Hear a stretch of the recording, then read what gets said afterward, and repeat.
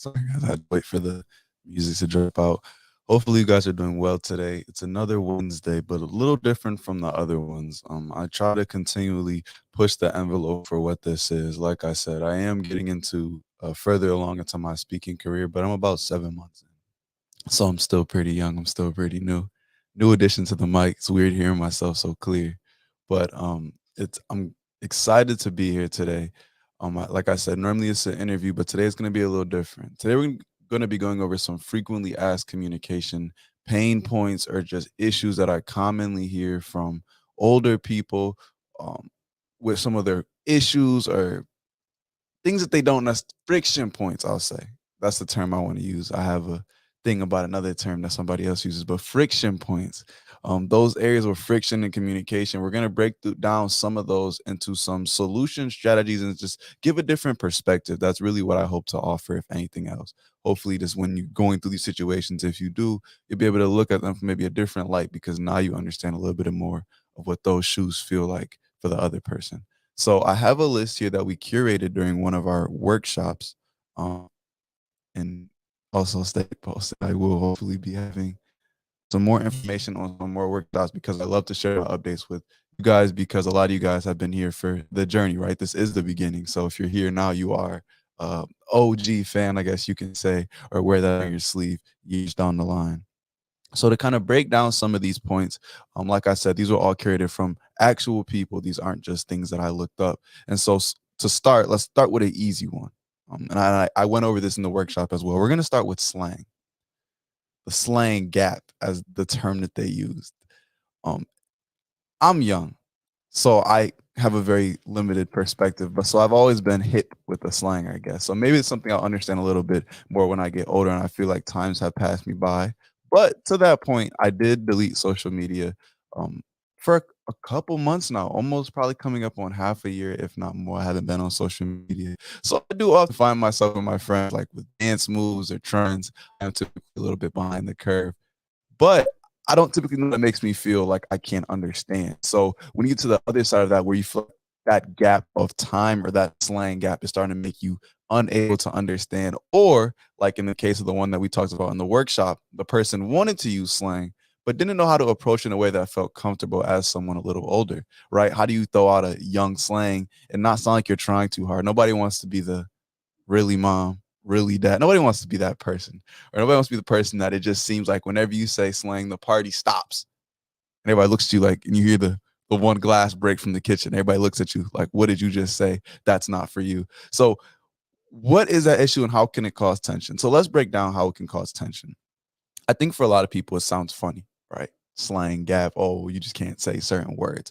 But I see how it could definitely cause some points of friction for some people because nobody wants to feel ostracized. No matter how old you get, nobody likes to be embarrassed. Nobody likes to be hurt. Nobody likes to be laughed at. I don't think that's an age thing. Hopefully not. At least it's not for me as far as my years I've found. Now, when I do get laughed at, how do I react to that? That's where age kind of helps you be a little more graceful in your humbling moments. But as far as those humbling moments, nobody I know willingly walks into those. So for a young person, right, it's funny sometimes to poke fun at certain words or act like you're in the loop. But I think sometimes what we don't realize is, like I was saying, ostracization will cause to avoid or become fearful, right? It's not and on top of that ostracization, nobody ever wants to feel like they're getting old. You can age, but for a lot of people that age gracefully, as that people say, they still have a young mind. But nobody wants to be reminded of the mortality of life, right? Oh, you're old. So when you're throwing these words around and you're joking about them, keeping them kind of secluded, or as young people call gatekeeping, right? When you're kind of trying to keep those things isolated, a lot of times it can bring up maybe some feelings that people don't want to have, and it can make people uncomfortable, right? Because you don't know. If you've ever been in a situation where you're in an environment where you don't speak the common language, sometimes that is very nerve-wracking. I know it's called the spotlight effect. You feel like everybody's looking or talking about you and you can't understand it. That does put a lot of people into duress. A lot of people typically avoid situations like that and they stay with people that are like them because of those type of reasons. I don't understand what they're saying and they won't tell me, and that makes me feel like they're talking about me. That's a common thing a lot of people can relate to. And so understanding this, now you get to realize how this slang gap can really start to cause friction in these communicational barriers. And so when you look at the solutions, right, we're solution focused people, what can we do? I think there's two main paths. It's the stop using slang or explain it better. And then we'll get into how do you use slang, that confidence part in the end. But stop using slang or explain it better. I don't think stop using slang is the answer. And here's my explanation for that. I think that slang, as much as it is a time thing, is a location thing. And I think that just as much as the young slang comes in, the older slang is still here. I know I did a me and mom were on a live and we were talking about this and she used the term jive turkey. And I laugh. I had never really heard of it. I didn't understand the concept behind it. And similar how she explained how she doesn't understand cap. Cap is a modern slang for a fib or a lie, right? If someone says, "Oh, I can lift 500 pounds," you can probably say cap, right? For most people. Now there are those Olympians, so be careful who you hang around. Know their information. Don't get called out. But for most people, they say I can bench 500. Let's say 800 pounds. We're gonna say cap, right? Because cap is a lie. Similar to how she said something about a jive turkey. I don't remember how she used it because, again, not my slang. But keeping that in mind, I think trying to eliminate slang just doesn't make sense. And like I said as well, it's a location thing. It's not just time. And we'll break down that a little bit further. So if it's not going to be stop using slang, it's going to be explain it better. How can we explain it better? I think first it comes from an internal understanding because this is where communication goes in many ways. It's as much external as it is internal, in my opinion. Learning how to talk to yourself and be comfortable not knowing. I keep going back with this when we go to age. The biggest hindrance I see going from young to old communication, meaning a younger person speaking to an older person, one of the biggest hindrances I see is not having the ability to not know. It's tough. It is tough. A lot of times we get old and take on these larger than life figures where you don't want to be the person who doesn't know. If my niece Giselle asked me a question I didn't know, I think right now it would make me question a lot of things because I'd feel like, what does this at that age? What could you be asking me that I didn't know, that I shouldn't know? You feel like you should know. That feels like part of your job in that relationship dynamic. As someone older, I should know the answer. But I think, and I have a blog on this, giving the space to not know is something that a lot of people often struggle with. And that's a communicational thing that we can give as younger people. If I'm younger, I can give someone the space to say, hey, mom, you may not know this, but I just want to run this by you to get your opinion. But I think knowing that we can only control what we control, I want to also flip the script and talk about taking the space. Right. A lot of times people say we don't give the space. I talk about, not a lot of people. I say we don't give people the space to be heard. But how about taking the space to be heard and learning how to command that space in confidence? I think that's where we're going for this particular solution with slang. Right. Learning how to I don't know with confidence. I know a lot of things. I've learned a lot of things in my 40 years of life, but cap is not one of them. That would be a funny way to say I don't know what you're talking about as someone younger, right? Learning how to take the space to I don't know, and that's okay. That's another level of confidence, right? And we will again go back with that towards the end with that confidence piece. But that's another step, I would argue, taking that space to be able to say, I don't know what you're talking about, but I want you to elaborate because I want to be in on the fun. Anybody that doesn't want to let you be in on the fun, that's a different conversation to have. But I think that is the first step. And then as someone younger, I think it's to be mindful. A lot of times I say cat, or maybe not cat, maybe I use other words all the time, so much they become part of my vocabulary. And it's normal to me. I assume that everybody knows what I'm saying when I say I need a rack. I need bands. I'm chasing the bag. I assume you understand what I'm saying because most of my friends do. I talk to my friends a lot. Talk to kids my age a lot. Of course I do. That's my age. So we're always saying these things. So then when I get in front of a room of executives and I say, man, I'm chasing the bag. And again, just like how you may feel, the room gets silent and I can see the gears turning and getting stuck in their minds for what is a bag? Sometimes then I feel ostracized. Whoa, did I say the wrong thing? What's wrong? I think sometimes being young is being mindful of the words and being mindful of your vocabulary. And slang isn't the end of the world, right? It's always just comfortable to say, do you know what that means? And then vice versa to say, I don't know what that means. So slang isn't that big of a word, and I want to pick a calmer topic to start with.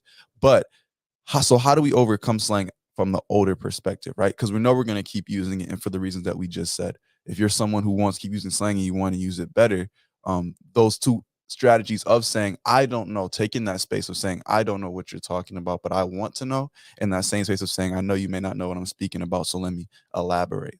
But how do we get into that confidence when those things may not be in place, right? You're someone older, you still want to stay cappy, you want to chase the bag too with your friends and all your twins and all and your gang, right? I try to use too much slang. I don't actually say these things too much. But if you're saying I'm someone older and my kid won't ever give me the know-how and I just want to use it, how do I get into that? It's confidence, because I want to raise this thought to you. As much as slang is time, it is location. I said that earlier. I told you I was going to come back. As much as slang is a time barrier, it's a location barrier. So I'd ask you, just as much as you may feel unfit to use slang because you're a little older, what makes me fit to use slang of someone on the West Coast? From the 716. I wear it proudly. I even got some school merch on right now. It's kind of weird, but I got some school merch on right now. So if I'm from the 716, word up, and you're from the West Coast, what makes me fit to use your slang? Swag, dope, cool, confidence. I choose to use your slang, and I'm gonna do it. And I think as we get older, we begin to lose that because you feel like, oh, I don't want to be trying too hard to stay with the times. But no, you got to ask yourself, if you truly want to say that word, what's stopping you? What's stopping you? What makes you qualified at 18 but doesn't make you qualified at 40? And what makes you qualified at 40 and not qualified at 18 to say certain words? That's the question I would push to yourself. So if you need that push for confidence to use slang, not just for the sake of using it, but because you feel like it's on your heart. Is that weird about slang? It's on your heart. If it's on your heart and you just want to connect to youth and say, let's cap, I would say do it. And those would be my solutions. So to recap with the slang gap, I just want to say two main strategies to understand, because we're not just going to stop using slang. Number one, taking the space to not know. And number two, which is funny, is providing the space to not know. And that goes for both ages relative to who you are. And then the final step would just be that confidence. So that's kind of how I would break down slang. And it sounds like a small thing, but I've seen it in real time, how it really can derail a conversation, because when you don't know people are talking about, you're really not in the conversation. You're just trying to write yourself, because most of the time when someone says a word that you truly don't know that's crucial to the sentence, instead of following them anymore, you're now racking your brain saying, what does that word mean? And if you're thinking while they're speaking, nobody's listening. Ooh, I just thought of that quote on the spot. I think I might need to write that one down. But to jump now into another piece, maybe a little more close to home for a lot of people, right? Because like I said, slang was a light one to get into, and I'm just gonna do probably three of these because I'm getting a little deeper. Um, one more. I went two in depth. Okay, so let's get to another one, and that's good that I have one more because I can pick one that I'm very very passionate about. Let's talk about will not pick up the phone. I was gonna do technology dependent, but I want to do will not pick up the phone because this is an interesting one that I think I've personally heard now three adults in my life speak about how they feel like young people in their life just won't pick up the phone. They just won't pick up the phone, and they don't understand it's such an easy skill. Everybody should be able to pick up the phone. What do you mean you can't order a pizza? You can't make a doctor's appointment? You can't call and ask if they have any applications available. What are you talking about? And why won't you answer my calls? For a lot of people, this is their reality. It's this weird, like, I see them always on their phone, but they won't answer it for me. I pay for this phone. What's going on? Maybe you do, maybe you don't. Different spectrums of age and socioeconomic background. But what's going on? I think this is a very complex issue. So first, I'm going to attack you from the younger perspective because this is my area of expertise. I didn't like answering the phone for a while. I didn't. My producer, who's also my mom, is laughing. I did not like answering the phone for a while. And it was right when I kind of got my phone. And I know where my aversion for answering phone started. It's because even though the man I am today, when I was younger, I wasn't the best. I'm the youngest of all my siblings. So I guess if people say what siblings have is true, right? The youngest are typically the risk to be wayward. They want to go out and just see the world, and they just never at home. And when I had a bike and I had a friend who also liked to go around on our bikes, so we were really not home that much. In a good way, right? We weren't, I live in a nice neighborhood, so I wasn't, doing the craziest of things, but I just was always out, out and around. And so knowing I wasn't always the best at relaying to my parents where I was, and my phone would ring, my heart would drop every time. Because I knew it was my mom and my dad calling, and I didn't tell them I was leaving, and I'm 20 minutes away by car, and I'm on a bike. So it sometimes would give me a little nervous. So as I got older, that was a mind shift to understand that. You have a comment that says, "Hey, thanks for letting me know I'm here. That sounds like my house." Who's the comment? It's from Miss Shannon. Miss Shannon. So I wasn't the best at telling my parents where I was. So whenever my phone rang, I would just put it on silent, close. And even now, sometimes it sounds funny. Find my phone rings and I see certain contacts, just put it down. Just, I know I shouldn't be here. So put my phone down. I'll answer in like 5 minutes. I still do it now. But I had to grow out of that habit. That was my own choice. The world I was living in was completely fine with it. I got DoorDash for pizza. I can do most of my doctor stuff online. Why would I have to go out that? It is what it is. Most kids don't address it. It's weird. Most kids don't address it. It's a real thing. Phone anxiety is a real thing, and most kids just won't address it because there's no catalyst to push you out of that. But for me, I wanted to be a speaker. I wanted to get into business. I wanted to be an entrepreneur. And so sometimes you just can't send a text. You just can't. Sometimes you just can't send a text. Sometimes for certain deals, a text for certain deals isn't going to happen. So if I'm telling people I want to be this $10,000 deal, $20,000 deal and up type of person, you're probably not solving a $10,000 deal over text, in my opinion. Now, it does happen, but I feel like a call has a different gravity, a different weight. And in an interview I did with my grandma, we talked about that. And I think we agreed a call does have a different level of weight because sometimes I need you to hear my voice when I'm saying this. You need to hear the shake in the voice to feel the passion that I'm saying when I say I want to communicate. I often say people don't understand how serious I am about communication until they talk to me. It sounds funny, right? But when you talk to me, you'll understand that I truly believe with my heart of hearts the things that I'm saying are true and that they will help you and that communication really does work. Hashtag communication works. Had to throw it in there. But going back to the point at hand, my kid won't answer the phone. So this phone anxiety, for a lot of people that don't get over it, it becomes a part of their life. It's a lot of people 20 and up who can't take a call. So let's talk about most kids. So what do they answer the phone for? Because it's funny, right? Everybody will say they have phone anxiety, but let their friend call them. Let their best friend call them. No answer. I'm telling you. I'm telling all the older people in the call. Even sometimes I used to be scared to answer. They got to be the old people. Older people, because younger people recognize and they're living in this. I may be scared to call a pizza place, but let somebody call me. I let my friend call me and I'll answer. So why do they answer the phone for their friends? Well, it has to be what they're expecting to hear on the phone, because let's break it down scientifically. I took a DISC assessment very recently, and I know if I'm speaking on, I should have took it earlier, but it turned out I'm a C, which is a calculating person, kind of, right? So I'm going to break it down logically. So if they don't know what the phone call is going to be, you don't know what the person's going to say, regardless of who it is. They have nothing to go on except for they're hearing somebody wants to speak to them. And they answer or don't answer depending on that contact. So what's the difference? One of your comments said, just say parents, dude, not old people. Okay. So for parents, right? If you're saying there's no difference, they don't know the difference between what my friend could ask me for $200 and you could be calling me to give me a new car. So why would I answer my friend and not you? I think it's the connotation and the terms at which you call. That's a big term, and I'm going to break it down. But I'm going to say the terms on which you call. If you constantly call me with negative news, why would I keep answering the phone? Now, that sounds terrible, right? You're my parent. I should answer the phone. But hear me out. Because I have a couple people in my life who fall into these categories. A couple people, so nobody can say it's me. A couple people.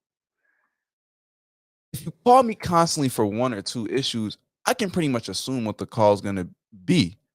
Then I get to determine, do I have the time for this and the space for this right now? And let's get a little more specific. If you always call me to do a chore and I'm doing something, you're not going to be at the priority to answer all the time, because the terms at which you constantly call is work.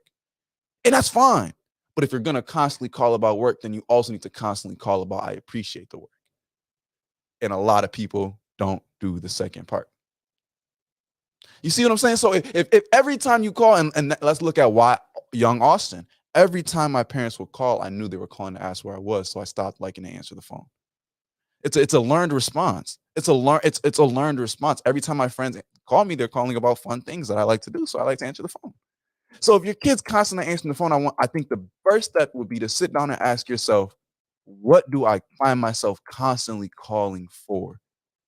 And if you're constantly calling for work, and it has to be such, right? If it has to be, you have a younger person, right? Age also changes. My mom and dad had to call me because why are you 20 minutes away by car and you can't drive and you're on a bike? That's worth the call, right? Worth some questions. But if they're a little older, right? Teens, early 20s in that area, you're constantly calling for work and it has to be such. I think all the times you got to ask yourself, well, how can I not make every call be that?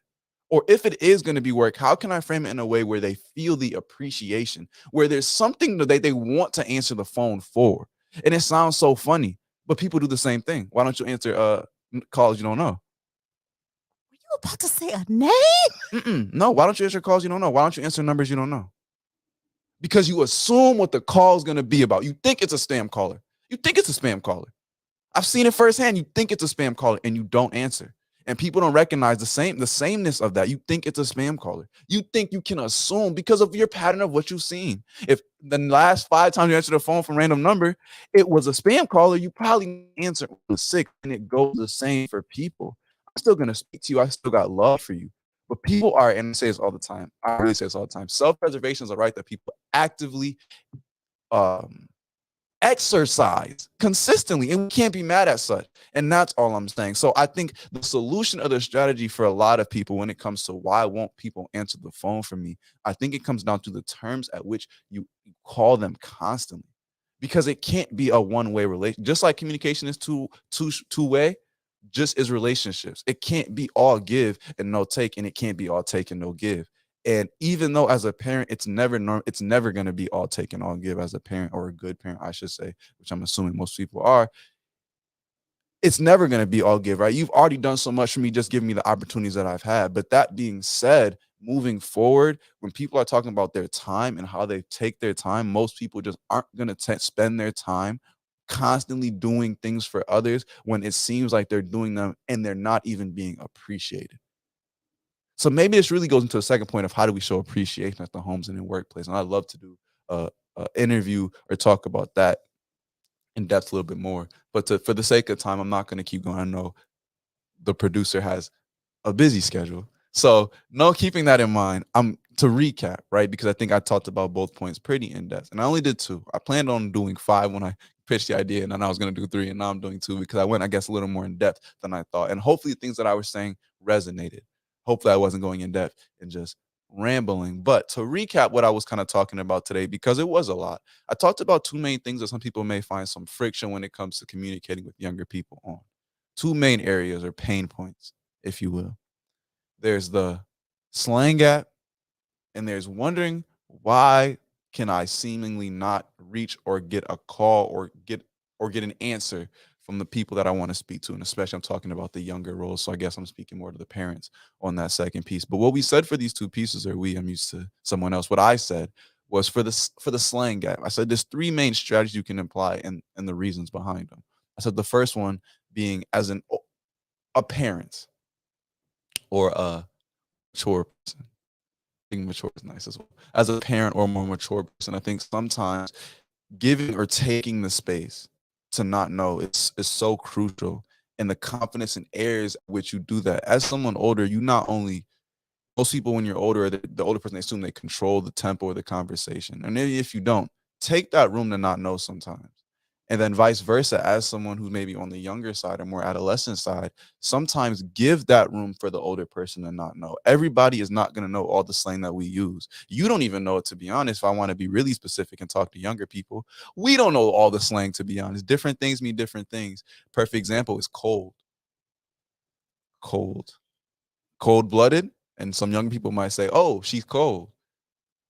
But that's depending on where you go, right? Different things for different people. So as a younger person, giving that space to not know. And then the third thing I would say is just the confidence. If you're someone older going to these environments where you want to use slang, just be confident about it and do it authentically through you. If you want to say older slang too, drop it. It's just funny and it means just as much still. If you want to use new slang, use it as well. Use what you want to use and use it authentically and confidently, and it's always going to go over smoother than anything else you're trying to be. And then the last thing we talked about was why can't I answer the phone? And the strategy for that was honestly sit down and reflect on the terms at which you call. And I think that is the only strategy because, like I said, people don't know what you're calling for. So for people to not know and still make an assumption and then assume negative, it speaks a lot about the person calling. As terrible as that sounds. As terrible as that sounds. And it's not always on you. Sometimes some people just don't want to answer the phone for their own reasons. And that's where we're going to a different step where it's saying, hey, I'm not even calling for work. Why don't you answer the phone? I don't even call you. And that's a different conversation, right? And that is a conversation some people also need to have. But for the majority of people, I would just say, look at the terms at which you're constantly calling. And if they're constantly negative, work, if they're constantly take type of things, think about ways that you can give that don't necessarily harm you. I'm not saying every time you call, give someone $10. That's unreasonable to keep doing. But maybe it's just that every time you call before you ask for work, how is your day? Which sounds so small, but some people don't even think about it. So those are the two pieces I want to speak about today. And hopefully you learned something or these things resonated with you. I appreciate the comments and engagement. I want to say side piece on these lives and on these interviews. That engagement is so crucial, not just for, the superficial reasons of it makes me feel more motivated to keep doing them, but they allow us to give insight and direction on where we're going. I want to keep giving the most relevant and crucial and relatable communication advice, both for young people and older people in our workplace and at home. But to do that, I need to know what's relevant. So comments are so useful on any platform, on any method. And even if it's just reaching out to the person, either my mom or me directly, just saying, hey, I enjoyed this or I didn't like this, those really help. So I appreciate the ones that we received today, and I appreciate the ones we'll receive in the future. So to wrap up, hopefully you learned something, like I said, about the two different strategies, both of the slang gap and of the Why your kids don't answer the why your phone? kids don't answer the phone. See, too many. No, I tried to do the recap too many times. But if you enjoyed and you learned something and it resonated, hopefully check me, which it hopefully did. You can check me out on LinkedIn at Austin Martin. See, too many recaps at Austin Martin. And I hope and connect with me on there. I'm trying to get to 150 so I can go live on LinkedIn as well. You can check out my Facebook page, which is Austin Von Martin, and my website, which has my blogs, which I mentioned a little earlier, www.austinvonmartin.com, where I'll be releasing a new one soon, which I'm very excited about. Also, if you'd like to be a part of the show on these Wednesdays, I always forget this piece, and that's maybe why I got to get my interview people earlier. But if you'd like to be on the show, or more importantly, if when you were watching the show, you could imagine somebody there, a name came to your mind, it laid on your heart of this. I know this young man will have such great things to say. I know this young lady will have so many great things to say. Send them over to the website and they can sign up to be on the show. And I love to interview them. I love to interview anybody. I appreciate all the guests and the time that you guys give me. So I don't want to keep you guys too much longer. Have a great rest of your day. And like I said, check us out tomorrow at 9 p.m. Eastern 9 Standard p.m. Time. Eastern Standard Time for my interview, for our weekly interview, me and my mom. So thank you guys all for being here today. Thanks for your time. Have a good one. And we got the outro music.